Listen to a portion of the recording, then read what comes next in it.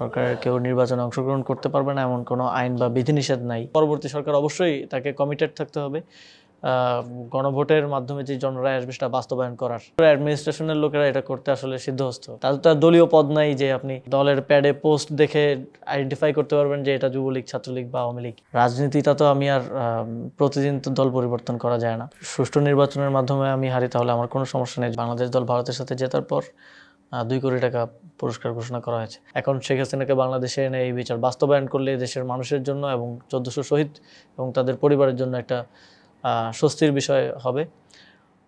এর বাইরে গণতান্ত্রিক রূপান্তর, সরকারের সংস্কার, বিচার এবং গণতান্ত্রিক রূপান্তরের একটা এজেন্ডা এবং দায়িত্ব ছিল, সেদিকেও আমরা আগাচ্ছি।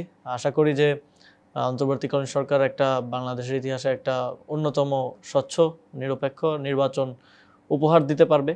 এখন পর্যন্ত আপনারা দেখেছেন যে পুলিশে, জনপ্রশাসনে যেই বদলিগুলো হচ্ছে নির্বাচনকে কেন্দ্র করে সব কিছু লটারির মাধ্যমে হচ্ছে, শতভাগ স্বচ্ছ তা রক্ষা করে হচ্ছে। কারো কোনো ধরনের তদবির বা কিছুই সেখানে আসলে কাজ করছে না, যা একদম খুবই স্বচ্ছভাবে লটারির মাধ্যমে নাম উঠছে, তাদেরকেই সেই জায়গাগুলোতে পাঠিয়ে দেওয়া হচ্ছে। ফলে আমরা আশা করি যে এই প্রশাসন নিরপেক্ষভাবে নির্বাচনটা আয়োজন করবে। বাকিটা সামনের সময়ে বোঝা যাবে। পরবর্তী সরকার অবশ্যই তাকে কমিটেড থাকতে হবে গণভোটের মাধ্যমে যে জনরায় আসবে সেটা বাস্তবায়ন করার। সর্বোপরি এটাই এই সরকারের সদিচ্ছা ছিল, তবে বাস্তবায়নের ক্ষেত্রে আমি বলবো না যে প্রত্যাশা সবার পূরণ করতে পেরেছে, আবার এটাও বলা যাবে না যে সরকার ব্যর্থ হয়েছে। সরকার মূলত গঠন করা হয়েছে ডক্টর মোহাম্মদ ইউনূসকে সামনে রেখে, এবং তখনকার বাংলাদেশের যে বাস্তবতা এবং বিগত 1-1.5 বছর আমরা সেটার প্রমাণও পেয়েছি যে কিভাবে আমাদের উপর আগ্রাসন করার নানা ধরনের চেষ্টা আমাদের প্রতিবেশীদের দিক থেকে হয়েছে, স্টেবিলিটি নষ্ট করার চেষ্টা হয়েছে, আন্তর্জাতিক মহলে বাংলাদেশের নাম ক্ষুণ্ণ করার, বাংলাদেশের মান ক্ষুণ্ণ করার অনেক ধরনের চেষ্টা হয়েছে, লবিস্ট নিয়োগ দেওয়া হয়েছে, হাজার হাজার কোটি টাকা ইনভেস্ট করছে পতিত আওয়ামী লীগ। তো সেই জায়গা থেকে আমাদের বাস্তবতা বলি বা সব কিছু মিলে ডক্টর মোহাম্মদ ইউনূসের থেকে বেটার অপশন আর কেউ ছিল না, এবং তিনিও অনেক আলাপ আলোচনার পরে রাজি হয়েছেন এই দায়িত্ব নেওয়ার জন্য। যে solely আওয়ামী লীগ করেছে, যে গুলি করার নির্দেশ দিয়েছে, সেও এমনভাবে এখন নিজেকে আসলে নিজের ওই ক্যারেক্টারটা গোপন করে অন্য একটা ক্যারেক্টারে চলে আসছে, তাকে আসলে চেনা খুব মুশকিল। এবং বিশেষ করে অ্যাডমিনিস্ট্রেশনের লোকেরা এটা করতে আসলে সিদ্ধহস্ত। তাদের তো আর দলীয় পদ নাই যে আপনি দলের প্যাডে পোস্ট দেখে আইডেন্টিফাই করতে পারবেন যে এটা যুবলীগ, ছাত্রলীগ বা আওয়ামী লীগ। ফলে এখানে চ্যালেঞ্জটা আর একটু দুরূহ, এবং এখানে সাধারণত অন্তর্বর্তীকালীন সরকারও অনেকগুলো স্যাবোটেজের সম্মুখীন হয়েছে। এখনও নানা সময় আমরা কাজ করতে গেলে হয়তো অনেকের সেই চরিত্র বের হয়ে আসতে চায়, বা তাদের কাজের মধ্য দিয়ে আসলে বোঝা যায় যে সে আসলে কী বাস্তবায়ন করতে চাচ্ছে বা কী করতে চাচ্ছে। ফলে এই জিনিসগুলো ম্যানেজ করা একটু কঠিন হবে। তবে আমার মনে হয় গুডউইল থাকলে পরবর্তী যে সরকার নির্বাচিত হয়েছে তারা এটা পারবে। কারণ আমরা দেখেছি যে বিগত সময়ে একদম নিয়োগ থেকে শুরু করে সব কিছুতে যেভাবে অনিয়ম হয়েছে, একেবারে এনএসআই রিপোর্টে যার নামে ছাত্রলীগ আছে তাকেই নিয়োগ দেওয়া হতো। খুবই বেসলেস কিছু অভিযোগ আমরা বিভিন্ন সময়ে করার চেষ্টা করেছি। যেমন একটা পত্রিকায় রিপোর্ট হয়েছিল যে 51 লাখ টাকা স্টেডিয়াম আমরা করছি 14 কোটি টাকায়। তো যখন কেউ স্টেডিয়াম শব্দটা বলে রিপোর্ট করে, তো স্টেডিয়াম শব্দের সাথে 51 লাখ টাকা, আসলে আমাদের একটা জমি অধিগ্রহণ করতেই ওই প্রজেক্টে প্রত্যেকটা জায়গায় একটা উপজেলা শহরে আশেপাশে 4 থেকে 5 একর জমি অধিগ্রহণ করতেই আবার সরকার 3x প্রাইস দিয়ে জমি অধিগ্রহণ করে 9 থেকে 10 কোটি টাকা করে লাগছে।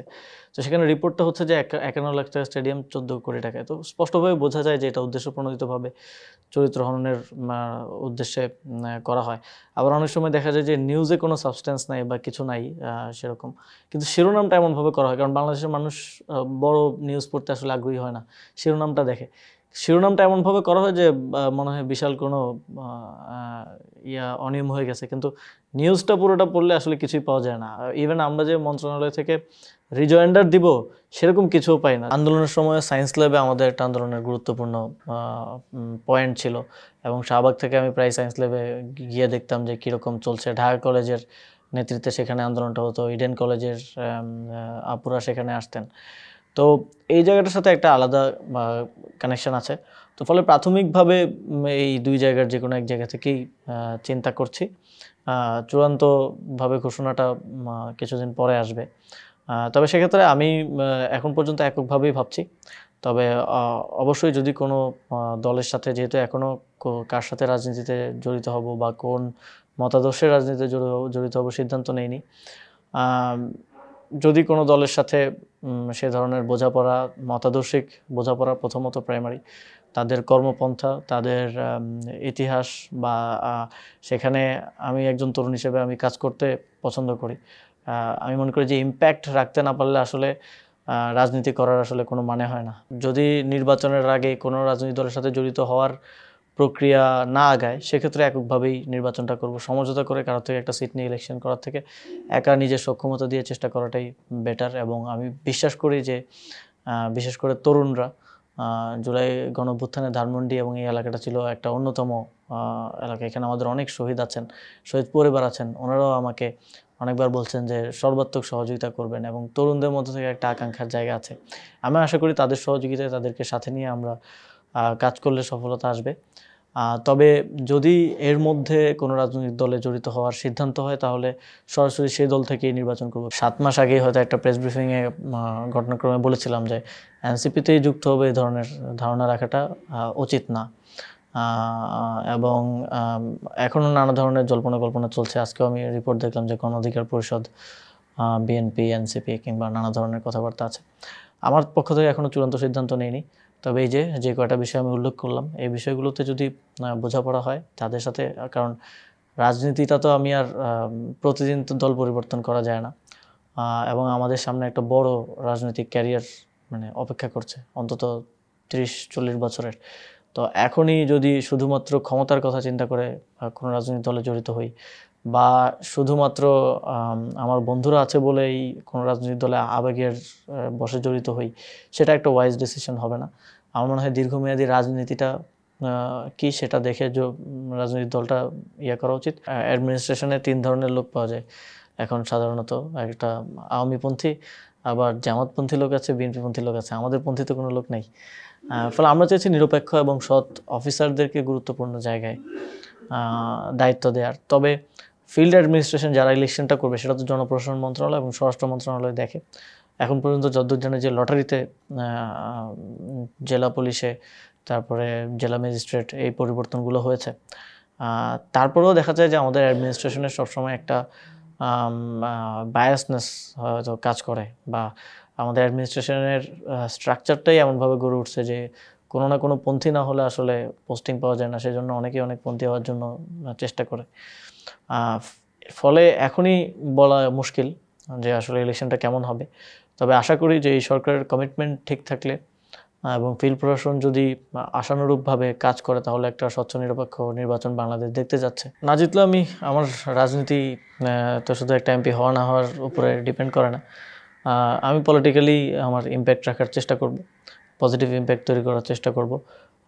এবং যদি সুষ্ঠু নির্বাচনের মাধ্যমে আমি হারি, তাহলে আমার কোনো সমস্যা নেই। যদি আমার যে আসনে আমি নির্বাচন করি, সে আসনের জনগণ অন্য কাউকে বেশি যোগ্য মনে করে, তাহলে অবশ্যই সেটার প্রতি আমার সম্মান থাকবে, আমার পক্ষ থেকে সব ধরনের সহযোগিতা থাকবে।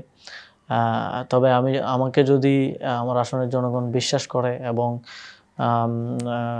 আমাকে দায়িত্ব দিতে চায়, সেক্ষেত্রে আমি সর্বোচ্চ তাদের জন্য আমার সক্ষমতার মধ্যে যতটুকু থাকবে সর্বোচ্চটা দিয়ে চেষ্টা করব কাজ করার। রাজনীতির সাথে যখন জড়িত ছিলাম, সর্বশেষ আমার পোস্ট ছিল হয়তো গণতান্ত্রিক ছাত্রশক্তির ঢাকা বিশ্ববিদ্যালয় শাখার আহ্বায়ক। এর আগে ছাত্র অধিকার পরিষদের ঢাকা বিশ্ববিদ্যালয় শাখার সভাপতি। তারপর আমরা সেখান থেকে পদত্যাগ করে এসে গণতান্ত্রিক ছাত্রশক্তি গঠন করি এবং পরবর্তীতে গণঅভ্যুত্থানের গুরুত্বপূর্ণ নেতৃত্ব গণতান্ত্রিক ছাত্রশক্তি দেয়। সংগঠনটা এখন বিলুপ্ত অবস্থায় আছে। তারপরে আমার আর কোনো রাজনৈতিক পরিচয় নাই। এখন আমি যেই রাজনৈতিক দলেই জড়িত হই, এটা একটা ফ্রেশ স্টার্ট। এটা কোনো ভাঙন বা কোথাও, যেহেতু আমি কোথাও জড়িত নাই, ভাঙনের তার প্রশ্ন ওঠে না। অলরেডি জড়িত থাকলে হয়তো ভাঙনের কথাটা আসতো। এখনও তফসিলের তারিখটা চূড়ান্ত হয়নি।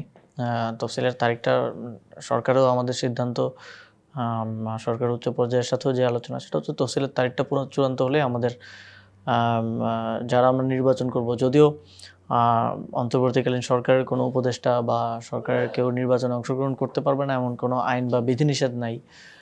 উপদেষ্টা থেকেও নির্বাচনে অংশগ্রহণ করা যায়, কিন্তু আমি মনে করি যে যে কেউ অন্তর্বর্তীকালীন সরকারের সাথে সম্পৃক্ত যদি নির্বাচনে অংশগ্রহণ করে অবশ্যই পদত্যাগ করে নির্বাচনে অংশগ্রহণ করা উচিত।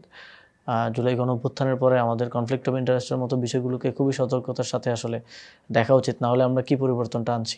তো এক্সাম্পলটা নিজেই সেট করা, সেই জায়গা থেকে অবশ্যই তফসিল ঘোষণার তারিখটা চূড়ান্ত হলে আমাদেরটা বলা মুশকিল, আমার নিজেরটা অন্তত আমি বলতে পারি, তাহলে পদত্যাগের তারিখটা আমি চূড়ান্তভাবে ঘোষণা করে দিব।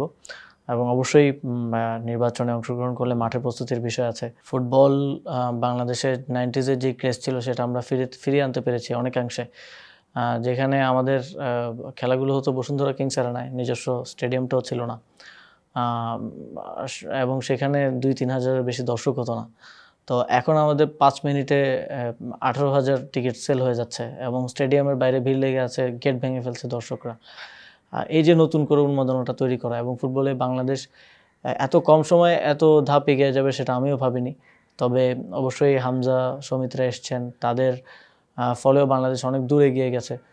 বাংলাদেশ 22 বছর পর প্রথমবারের মতো ভারতকে বাংলাদেশের মাটিতে ন্যাশনাল স্টেডিয়ামে বাংলাদেশের মানুষ প্রত্যক্ষ করেছে, সেখানে পরাজিত করেছে। জাতীয় দলের খেলোয়াড়দেরকে নির্বাচনী প্রচারণায় অংশগ্রহণে নিরুৎসাহিত করা এবং সতর্ক করা হয়েছে, কারণ আমরা দেখেছি যে এটার নেগেটিভ ইম্প্যাক্টটা কী হয়েছে। আজকে একজন জাতীয় দলের জাতীয় দলের প্লেয়ার যদি গিয়ে বিএনপির পক্ষে কিংবা জামাতের পক্ষে কিংবা এনসিপির পক্ষে প্রচারণা করে, পরবর্তীতে তার দল না জিতলে তাহলে তার ক্যারিয়ারটা ক্ষতির সম্মুখীন হতে পারে। আমরা কোনো একজন ভালো প্লেয়ারকে হয়তো সিলেকশনই করা হলো না, এই জিনিসগুলো ঘটতে পারে। তো আমরা মনে করি যে জাতীয় দলের প্লেয়াররা এই সকল রাজনৈতিক বা দলাদলি পক্ষ এগুলোর ঊর্ধ্বে, তারা বাংলাদেশের জনগণকে রিপ্রেজেন্ট করে এবং তাদের কোনো নির্দিষ্ট দল গোষ্ঠী বা মতকে রিপ্রেজেন্ট না করে দেশের জনগণকে রিপ্রেজেন্ট করা উচিত। এবং তাদের যে চুক্তি আছে সেখানেও সেভাবে প্রফেশনালিজম রক্ষা করার বিষয়টা আছে। যেহেতু রাজনৈতিক দলগুলো একটা কমিটমেন্ট দিয়েছে বাংলাদেশের জনগণকে, লিখিত কমিটমেন্ট দিয়েছে, গণভোটের মাধ্যমে সেটার একটা জনরায় আসবে।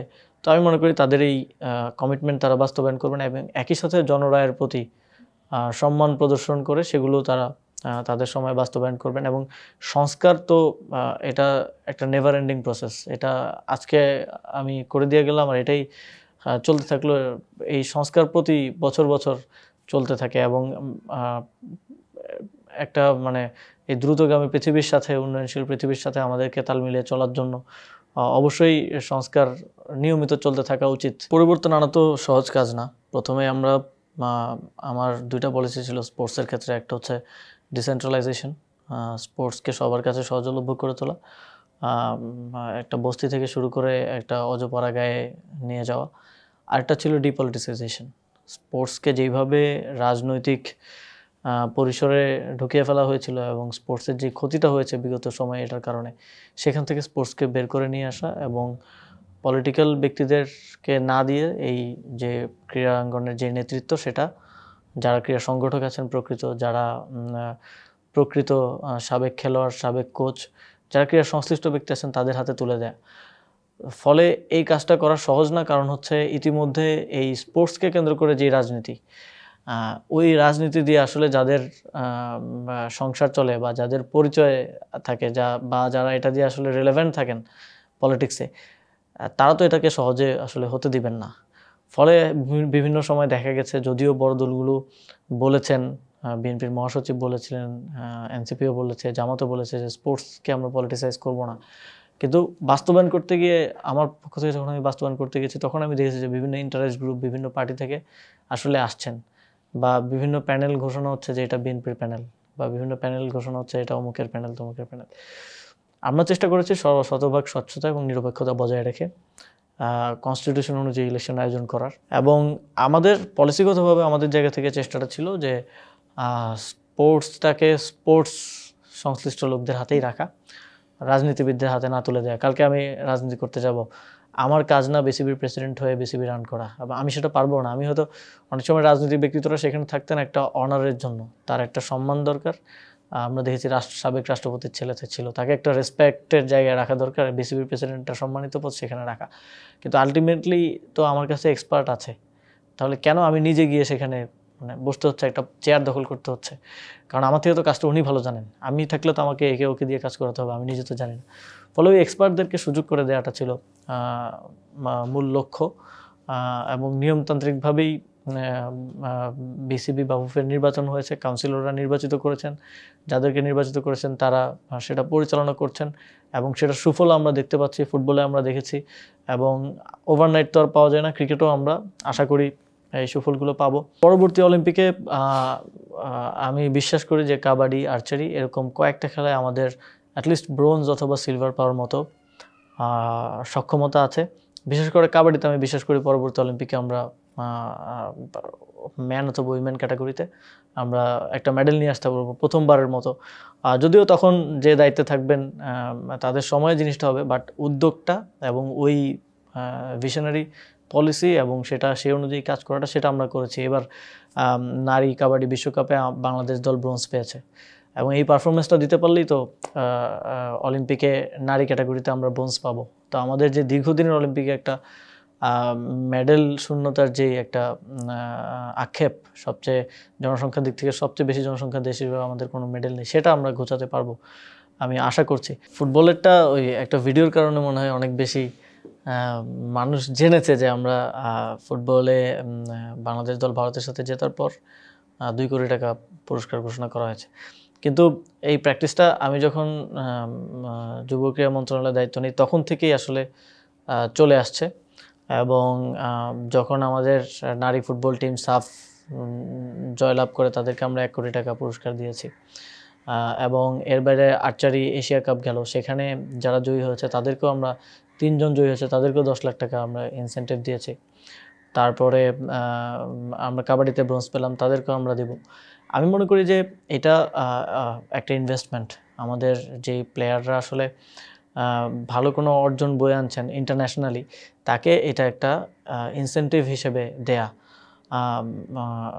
এবং এটা তার মধ্যে এক ধরনের নতুন, আপনি দেখেছেন যে 2 কোটি টাকা ঘোষণা করার পরে প্লেয়ারদের মধ্যে যে উচ্ছ্বাস তৈরি হয়েছে এবং তারা পরবর্তীতে বাংলাদেশের জন্য ভালো অর্জন বয়ে আনার জন্য এটা তাদের জন্য একটা অনুপ্রেরণা হিসেবে কাজ করবে। এবং এটা সব স্পোর্টসে আমরা এই প্র্যাকটিসটা করার চেষ্টা করছি। কাজ কীভাবে বাস্তবায়ন করতে হয় এই মেকানিজমটাই আমি জানবো না, তখন হয়তো বাইরে থেকে অনেক কথা বলা যায়। বাইরে থাকলে আমরা অনেক কিছু বলতাম বা অনেক কিছু মানুষকে স্বপ্ন দেখাতাম যে এটা করব এটা করব, কিন্তু আসলে করে দেখানোটা সেটা সম্পূর্ণ ডিফারেন্ট একটা প্রসেস। এখানে ব্যুরোক্রেসি আছে, এখানে ফান্ডের জটিলতা আছে, এখানে আমাদের একটা থার্ড ওয়ার্ল্ড কান্ট্রি হিসেবে অনেক ধরনের প্রায়োরিটিস আছে। তার মধ্য থেকেও পরিবর্তনটা কিভাবে করতে হয় সেটা করে দেখানোর একটা প্রসেস তৈরি হয় সিস্টেমের মধ্যে আসলে। তো এই জন্য আমার আহ্বান থাকবে তরুণদের মধ্যে যাদের পরিবর্তন করার বাসনা আছে তাদেরকে অবশ্যই সে যেই ক্ষেত্রে যেই সেক্টরে পরিবর্তন করতে চায় ওই সেক্টরের লিডারশিপে আসার জন্য চেষ্টা করতে হবে। আমার মনে হয়েছে তরুণদের আরও রাজনৈতিক কিংবা সামাজিক বা সে যেই সেক্টরেরই হোক, তার পড়াশোনা যেই ডিসিপ্লিনেরই হোক, সেই ডিসিপ্লিনে লিডারশিপে আসার চেষ্টা করা উচিত টু চেঞ্জ। এবং তরুণদের অনেক মাথায় অনেক আসলে অভিনব আইডিয়াস আসে। আমরা দেখি যে পৃথিবীতে এখন স্টার্ট আপ বুম চলতেছে এবং এটা মোস্টলি ইউথদের আইডিয়া থেকেই হচ্ছে। তো সেটা বাস্তবায়ন করার জন্য তার ওই লিডারশিপটা প্রয়োজন হয়। তো সেই জায়গা থেকে আমার আহ্বান থাকবে যে তরুণরা আরও বেশি রাজনীতিতে, সামাজিক নেতৃত্বে এবং একাডেমিক থেকে শুরু করে সকল সেক্টরে তাদের নেতৃত্বে আসা উচিত এবং তাদের এই অভিনব আইডিয়াগুলো বাস্তবায়নের জন্য কাজ করা উচিত।